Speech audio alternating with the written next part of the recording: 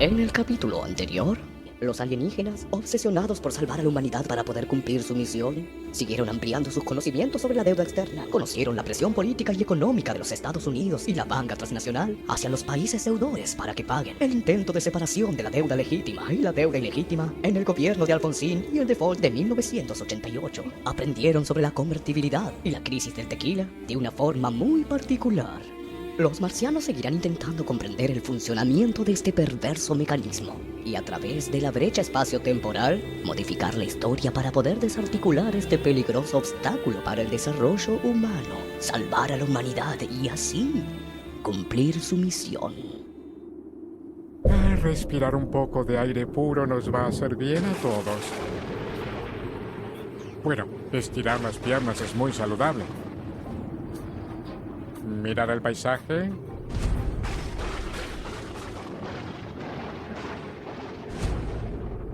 Durante los primeros años del gobierno de Menem...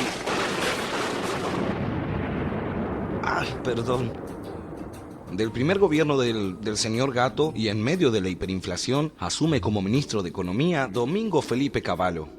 ¿Caballo? ¿Caballo? ¿Como el animal? No, bueno, casi. ¿Qué hizo este caballo? Fue el impulsor de la ley de convertibilidad, un plan basado en fijar el dólar 1 a 1 con el peso.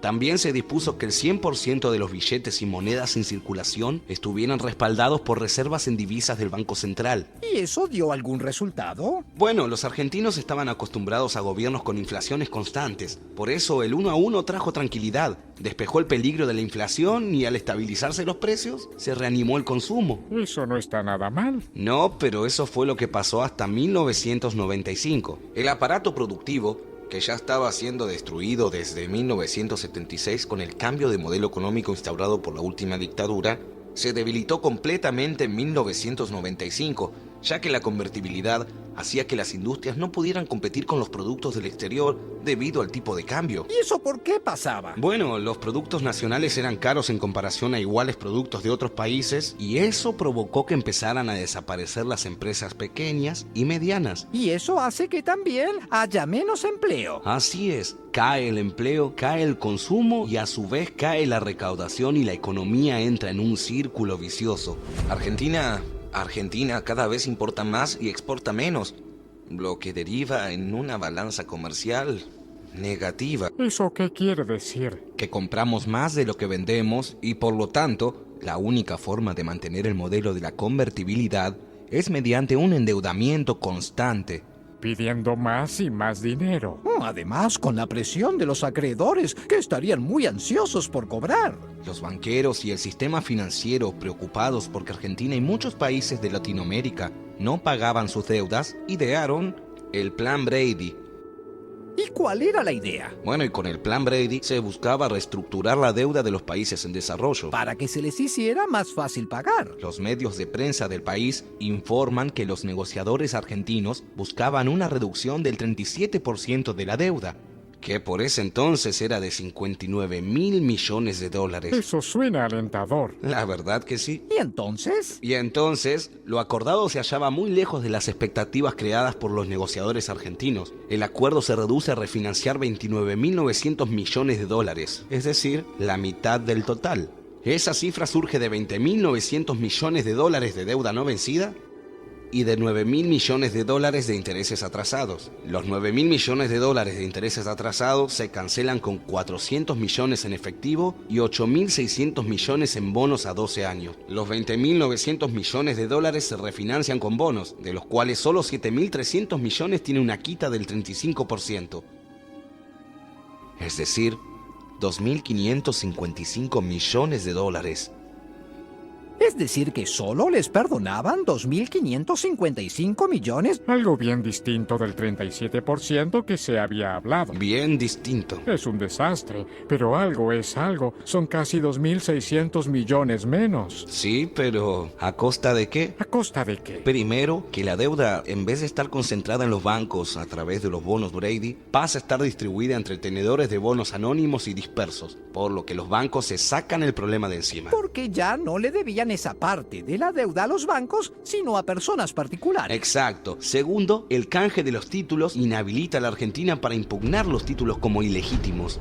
Eso significa reconocer toda la deuda como verdadera. dejando de lado cualquier posibilidad de investigar. En tercer lugar, gracias a este plan, los acreedores se aseguran el cobro de los intereses atrasados, 400 millones de dólares en efectivo y el resto en bonos, ahora garantizados por el Tesoro de Estados Unidos, cuyo cumplimiento es riguroso. ¡Ah! Eso fue genial. La cosa no termina ahí. El plan Brady revive los viejos títulos de deuda, cuyo valor oscilaba alrededor del 18% del valor nominal, reemplazándolos por títulos nuevos que Argentina reconoce a valor nominal del 100%.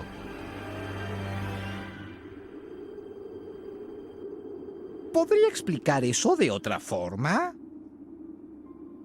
Los títulos de la deuda que estaban circulando, como el país estaba en crisis y nadie creía que el gobierno fuera a pagar, se habían desvalorizado, cotizaban al 18% de su valor real. Entonces, esos 20.900 millones en títulos valían en ese momento 3.762 millones de dólares. Es decir, al 18%, pero gracias al plan Brady, la Argentina los reconoce a su valor original. ¿Pagaron 100 por lo que valía 18? Técnicamente sí. Esto sí que es increíble. ¡Increíble! Esto quiere decir que esos 20.900 millones que se reconocen como deuda valían en ese momento 3.762 millones. Por supuesto, doctor. Comprar esos bonos en el mercado es lo que deberían haber hecho, ¿verdad? Exacto. Habría que haber recomprado esos bonos en el mercado o, en todo caso, discutir su nueva valorización. ¿Y qué pasó después? El 14 de mayo de 1995 se realizaron las elecciones presidenciales. Con casi el 50% de los votos es reelegido el señor Gato. Sin dudas, la tendencia humana al autoexterminio es muy fuerte.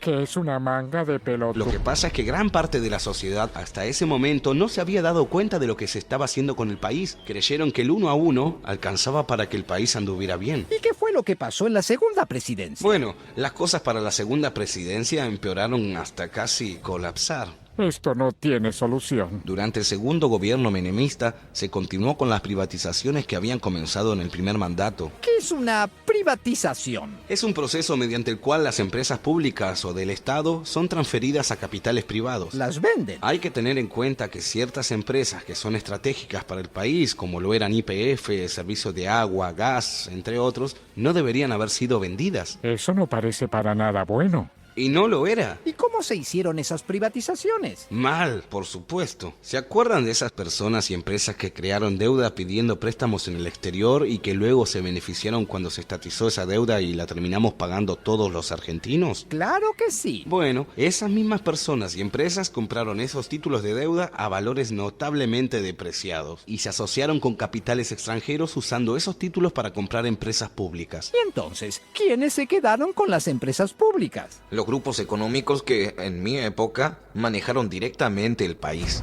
Pérez Companc participa con Citicorp y Enron en Edesur, con France Telecom y Banco Morgan en la privatización de Entel, con capitales chilenos en usinas eléctricas diversas.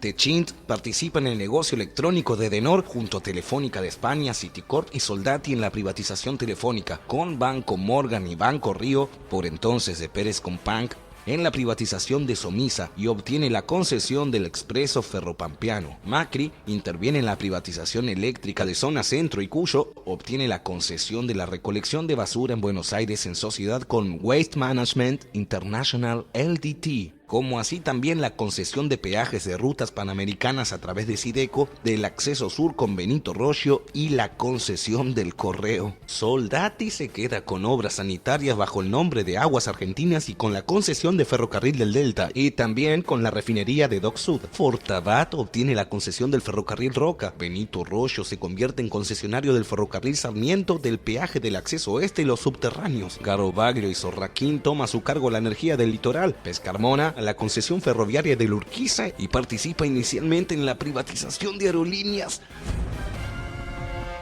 entre otras.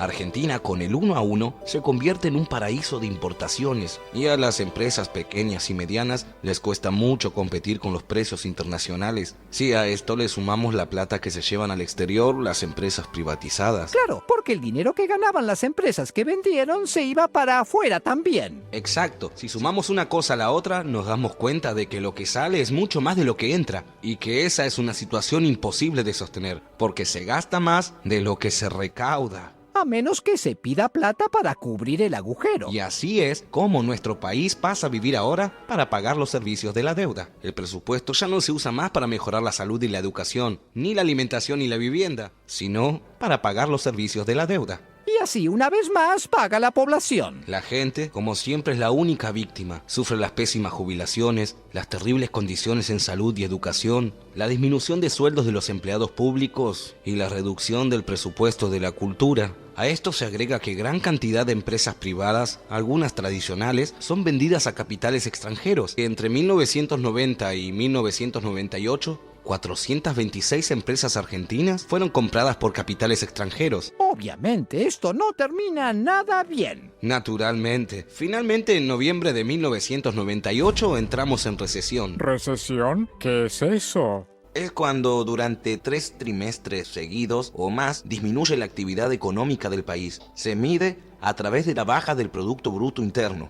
¿Qué es el Producto Bruto Interno? Es el valor de todos los bienes y servicios producidos en un país durante algún periodo de tiempo. Y con el endeudamiento de todos esos años, ¿de cuánto era la deuda externa en 1998? 113.000 millones de dólares. Eso significa casi el doble de deuda que cuando asumió Menem. Supongo que con este panorama se le habrá hecho insostenible el último tiempo de mandato. Lo deben haber sacado a patadas. No crean, hizo un intento de reforma constitucional para poder ser reelegido por tercera vez. Pero bueno, la recesión y las acusaciones de corrupción tuvieron como consecuencia un descenso en su popularidad, además de una desocupación del 15% para 1999. Y así el señor Gatto terminó su gobierno el 10 de diciembre de ese mismo año. Vamos, cuéntenos. Seguramente un cambio de gobierno va a hacer que las cosas estén mejor. ¿Están seguros de que quieren que les cuente? Sí, adelante. Bueno, está bien. Después del gobierno del señor Gatto vino la Alianza, que era la unión del Partido Radical y el Frepaso. Fernando de la Rúa fue electo presidente en las elecciones del 24 de octubre de 1999. La Alianza y su fórmula de la Rúa Álvarez obtuvo el 48,5% de los sufragios y asume como ministro de Economía José Luis Machinea. ¿Y cómo fueron las cosas con el nuevo gobierno? Y bueno, de la misma manera que había procedido el señor Gatto cuando tiró a la basura sus promesas electorales de salariazo y revolución productiva, de la Rúa hace lo mismo prometiendo honestidad y, por supuesto, mantener el 1 a 1. ¿Y entonces? Durante el gobierno de la Rúa, el déficit fiscal alcanzó los 11.000 millones de dólares. Es decir, se seguía gastando más de lo que se recaudaba.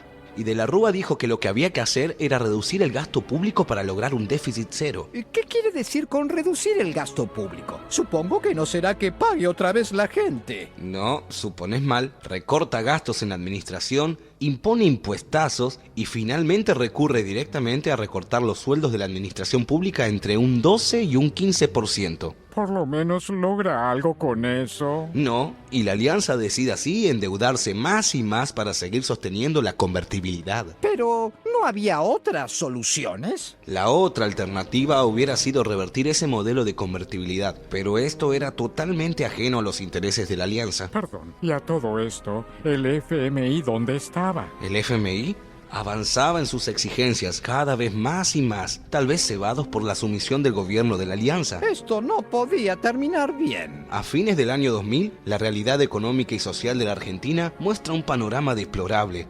La recesión que había comenzado en 1998 se acentuó y creció el desempleo y la miseria. ¿Y la deuda? La Banca Mundial solo accedía a refinanciaciones a través de sobretasas muy altas. Es decir, le seguían prestando pero con intereses más altos. ¿Y por qué hacían eso? Porque los financistas del exterior, los mismos que hundieron al país, Sostenían que éramos un país de riesgo y que por lo tanto había que poner sobretasas que cubran ese mayor riesgo. Entonces los bancos transmiten esas altas tasas de interés porque, bueno, según ellos, están arrastrados por las operaciones externas. Pero, ¿esto no empeora las cosas? Claro, así es como el sistema financiero internacional ayuda a los países con problemas. ¿Cómo sigue esto? Frente a esto, el ministro Machinea depositó su confianza en el blindaje financiero. ¿Blindaje? ¿Qué es el blindaje financiero? Era un crédito extraordinario otorgado por el FMI, el Banco Mundial, AFJP locales, bancos y el gobierno español por 32.700 millones de dólares, puesto a disposición del gobierno argentino para eventuales urgencias. ¿Les dieron directamente los 32.700 millones? ¿Así nomás? Por supuesto que no. Debían cumplir con las siguientes condiciones: equilibrio fiscal, evitar nuevos endeudamientos y desregular las obras sociales. ¿Y qué efecto tendría el blindaje? Con el blindaje, el país podría obtener créditos a tasas casi normales, y esto, según se prometía, bajaría también las tasas de interés internas, con lo cual se reactivaría la economía. Es como un crédito que sirve para pedir más crédito. Algo así como un aval que nos permitía pedir más plata sin sobretasas, o con sobretasas menores. ¿Y qué pasó? Duró poco. Los organismos internacionales consideraron que el gobierno argentino no cumplió con las obligaciones asumidas, y a 2 meses de su implementación se desmoronó. Este fracaso provocó la renuncia del ministro de Economía Machinea en marzo del 2001. ¿Y quién entra? Ricardo López Murphy ocupa el Ministerio de Economía, quien a poco de asumir anunció un recorte de 2.000 millones de dólares en gastos de la administración pública, que incluía un recorte del 5% a las universidades públicas. ¡Excelente! Este anuncio provocó multitudinarias protestas y motivó el pedido de renuncia de López Murphy pocos días después por parte del Poder Ejecutivo, y el 20 de marzo del 2001 fue reemplazado por Domingo Cavallo. ¿Caballo? ¿El caballo de antes? ¿El de la convertibilidad? No solo el de la convertibilidad, también el mismo de la estatización de la deuda privada en 1982. ¿Pretenden curar la enfermedad recurriendo al microbio que la gestó? Esto no puede estar peor. Créeme, sí puede. ¿Qué sigue? Terminemos con esto de una vez. Cavallo recurrió a una serie de emparches al modelo, ratificó la política del déficit cero y anunció una nueva negociación con los acreedores externos, el megacanje. El megacanje. Ay, ¿de dónde sacan esos nombres? ¿Qué es el megacanje? El megacanje fue un procedimiento para refinanciar los vencimientos de los siguientes 5 años y canjear esos bonos por otros con vencimientos a mayores plazos. Y se pagaron en concepto de comisiones a los bancos que ayudaron en la operatoria 150 millones de dólares. Las negociaciones eran publicitadas como un verdadero triunfo. Según el FMI, el megacanje le permitió a la Argentina ahorrar 12.600 millones de obligaciones de la deuda en el periodo 2001-2005, pero a un costo de 22.100 millones. En síntesis, el corrimiento de plazos se tradujo en un aumento de la deuda equivalente a aproximadamente 10.000 millones. Ah, qué bien. ¿Al menos sirvió para algo? No, el megacanje ni siquiera mostró atisbos de provocar una mejoría en lo económico ni en lo social. Una agobiante sensación de frustración domina a amplios sectores de la sociedad argentina que 2 años atrás habían encendido alguna esperanza. En noviembre de 2001, la desconfianza comenzó a recorrer los bancos y las financieras. Los rumores se multiplicaron y mientras algunos alertaban acerca de una inmediata cesación de pagos, otros advertían que la convertibilidad ya no resistiría y habría devaluación. Mientras el Banco Central miraba hacia las nubes, los grandes inversores concretaban retiros y más retiros de dólares del sistema financiero, colocándolo en gravísima situación. Para el 21 de noviembre, las reservas monetarias cayeron y se acentuó la fuga de capitales en el exterior. Entre enero y diciembre del 2001 se habían fugado 13.000 millones de dólares. ¿Y de la Rúa? ¿No hacía nada? De la Rúa y Cavallo se resistían a admitir que la convertibilidad había colapsado, porque eso agravaría aún más la situación, y rechazaban la idea de devaluar, también la idea de declararse en default, pero en diciembre había nuevos vencimientos y el Estado no tenía fondos para pagarlos. El 1 de diciembre, Cavallo decide aprisionar los depósitos bancarios de los clientes como única forma de frenar su salida. Esto se llamó corralito. ¿No les dejaban sacar su dinero a la gente de los bancos? Eso fue lo que dije. Siga, por favor. Los depositantes salieron entonces a las calles reclamando sus ahorros, golpeando cacerolas.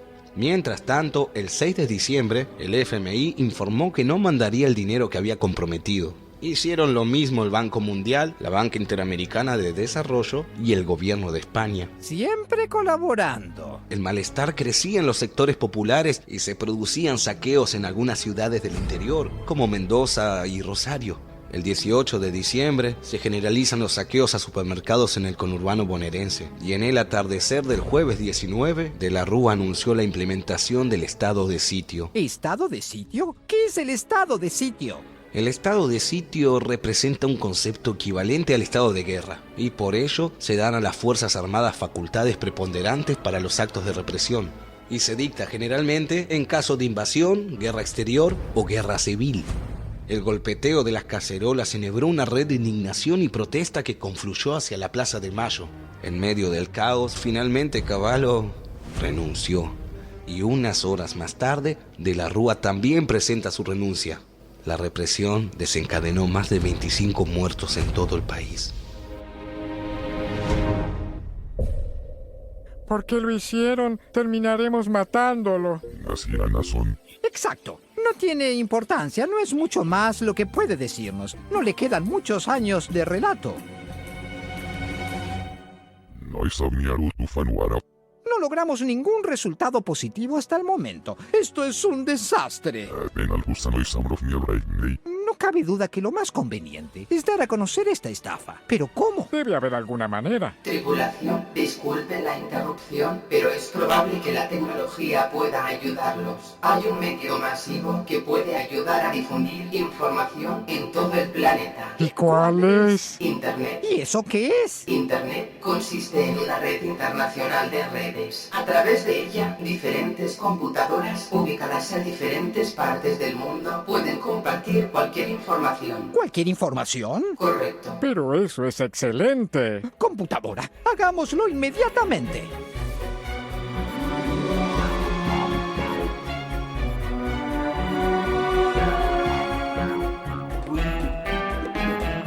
Eso que tienen adelante es una computadora de la época. Está conectada a internet. Con ella podrán colocar información para que pueda verse en todo el planeta. ¡Excelente!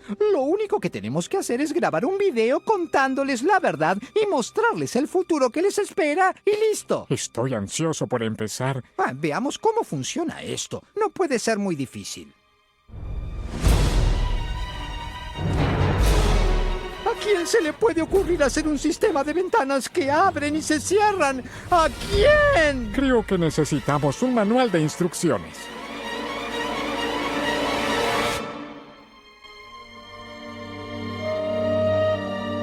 Y eso es lo que va a ocurrirles. Es importante que hagan algo para evitarlo. Es importante que todos lo sepan.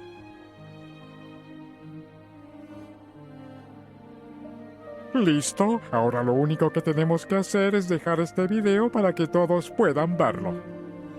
Listo. Ahora solo nos queda esperar por los resultados.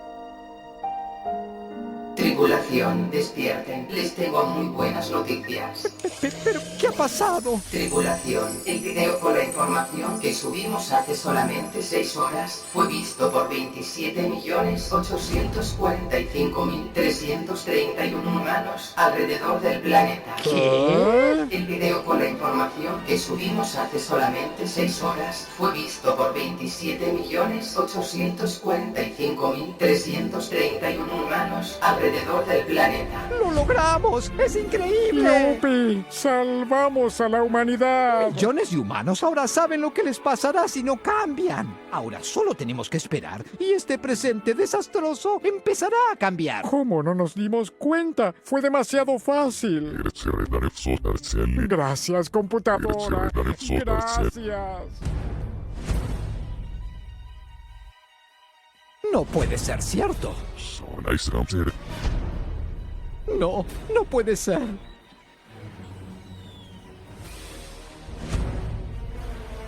No nos creyeron. No nos creyeron. No puede ser. Creen que todo es mentira. Esa era nuestra última esperanza.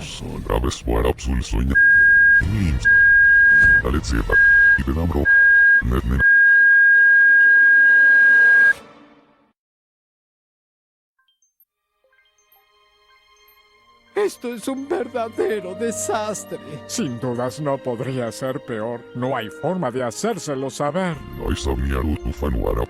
No la hay. Y seguirá empeorando y empeorando hasta llegar a esto. Juárez Selman fue presidente argentino entre 1886 y 1890. ¿Qué? ¿Y eso qué tiene que ver? Me está delirando. Está hablando de 1886. Tenemos que saber qué fue lo que pasó después de 2001. ¿Cómo se llegó al default de 2001? Es un proceso muy similar al de 1890. Ya me estoy cansando. Juárez Selman asumió la presidencia en 1886 mediante elecciones fraudulentas, impuesto por su concuñado Julio Argentino Roca, quien había gobernado entre 1880 y 1886. Y ya había comenzado el proceso de endeudamiento irresponsable que luego sería ampliado por su sucesor. Elecciones fraudulentas. Juárez Selman y sus socios controlaban todos los resortes del poder, sentando un interesante precedente que hizo escuela un siglo después. Negocios públicos y privados se complementan. Ricos empresarios incursionan en política, funcionarios y políticos lo hacían en los negocios. Estos grupos especulaban con cada compra, venta, préstamo, licitación, haciendo negocios a costa de los fondos estatales, sin siquiera pagar impuestos. ¿Y qué hacían? Y, por ejemplo, en 1887 promulgó la Ley de Bancos Nacionales Garantidos, que permitía a cualquier persona fundar un banco, siempre y cuando pudiera demostrar un capital mínimo de 25.000 pesos moneda nacional. Los bancos compraban al gobierno títulos de la deuda interna y el gobierno les pagaba esas sumas en billetes con el nombre de cada banco. Continúe, por favor. Eso hizo que en menos de 2 años los bancos empezaran a enviar sus capitales al exterior y el Estado debió limitar el retiro de ahorros depositados en los bancos. El corralito. El gobierno llevó adelante una política económica liberal, fomentando la privatización de todos los servicios públicos. Detrás de cada concesión había un negociado y un funcionario beneficiado con la generosidad de la empresa beneficiada. Privatizaciones corruptas. Toda esa euforia especulativa comenzó a decaer cuando en el mundo comenzaron a bajar los precios de nuestras exportaciones y fue necesario hacer frente a una deuda externa que comprometía el 60% de nuestro Producto Bruto Interno. Increíble. Para financiar esta política, el gobierno siguió con su tradicional aumento del endeudamiento para pagar la deuda externa. Endeudamiento externo. Argentina compraba más de lo que vendía y de lo que estaba en condiciones de pagar. Vendíamos barato y comprábamos caro. Me suena. Y así, en junio de 1890, Argentina entró en cesación de pagos y se declaró en default. Frente a las puertas de los bancos se hacían filas de ahorristas que intentaban extraer sus depósitos, mientras que la mayoría de los bancos declararon quiebras fraudulentas. Pero no entiendo. ¿Qué quiere decirnos con esto?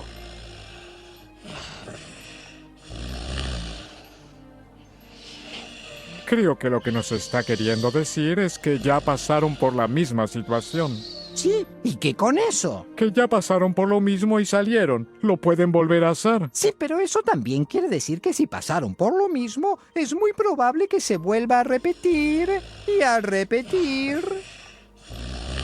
La segunda fue peor que la primera y cada vez será peor.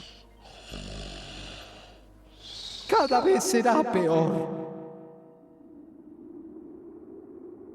En el capítulo de hoy, los alienígenas siguieron con su investigación de la deuda externa, convencidos de que podrán revertir la tendencia humana al autoexterminio. Así, aprendieron sobre los 2 gobiernos menemistas, la convertibilidad y sus consecuencias, las privatizaciones y el endeudamiento para sostener la convertibilidad. Conocieron el gobierno de la alianza con Fernando de la Rúa a la cabeza y el blindaje financiero de Machinea, y más tarde, la vuelta de Domingo Cavallo al Ministerio de Economía y el megacanje. Y sobre el final, hicieron otro intento de dar a conocer esta estafa, pero esta vez con un video subido a internet. ¿Subieron un video a internet? Así es. ¿Y qué consiguieron? Nada, obviamente. Nada. Y claro, eso sí fue tonto. Internet era una biblioteca de Babel. Estaba lleno de porquerías. Brrr. Ajá. No hay de qué preocuparse. Les queda poco. Muy, muy, muy poco.